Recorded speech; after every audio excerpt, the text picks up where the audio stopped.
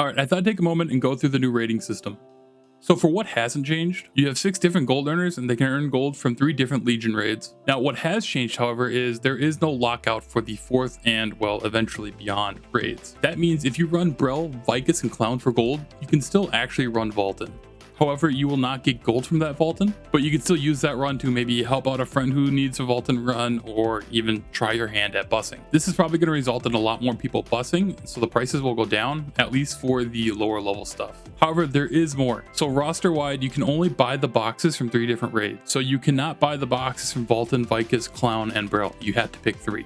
But another change is characters that are not on the gold roster can actually get the boxes for free. This, however, requires you to lock in all your gold earning characters by doing at least 1 gold earning raid on each of the 6 first.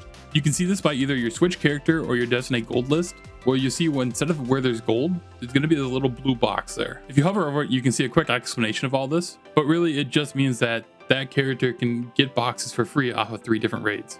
And the reason why you have to really do a raid on each character to lock in the gold is because they don't want to make the system abusable, so you don't just get the boxes for free and then switch that character to a gold earner. So how do we make use of all this? We already talked about helping people with runs or just bussing, but this also affects people who may want to try out a different class. So I have characters at 1445, for example, that I kind of want to try out, so at least I can run them if I have time in the week and get them some progress towards their sets, free of charge. And if you're really trying to push a character high, this really changes the experience. So I'm going to use what I did and what I'm going to be doing with my Slayer, just an example to go over this.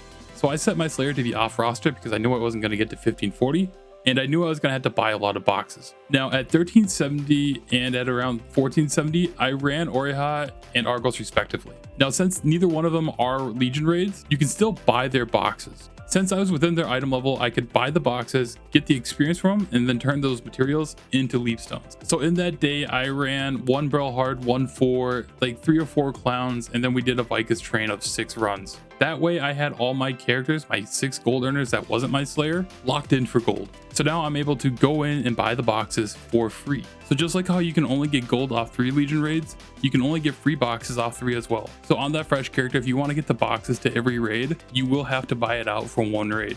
So since Vaulton has the least amount of gates and make you the least amount of gold, even if you were to do a Brel 1-2 only, you'd still want to just uncheck Vaulton for earning gold and then also be the last raid to buy the boxes from, if you're running all 4. And yeah, that's the updated version. That should be everything.